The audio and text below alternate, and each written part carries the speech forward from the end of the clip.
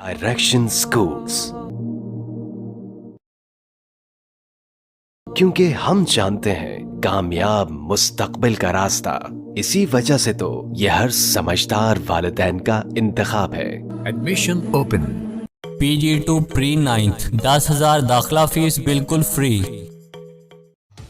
खबर शामिल करते हैं मंडी बहाउद्दीन से। स्टाफ रिपोर्टर नदीम इकबाल की रिपोर्ट के मुताबिक Shahid Imran mark deputy commissioner का तहसील हेडक्वार्टर अस्पताल फालिया का दौरा।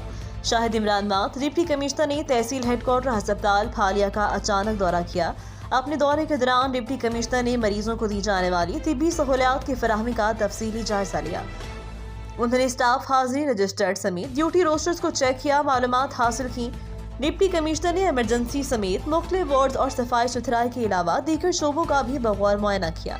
उन्होंने सफाई सुथराई और दीगर अमूर को बेहतर बनाने की हिदायत की। उन्होंने मरीजों से हाल अहवाल दरियाफ्त करते हुए तिब्बी सहूलियात की फराहमी के बारे में भी इस्तफसार किया और मस्बत जवाबात मिलने पर अपने इत्मीनान का इजहार किया।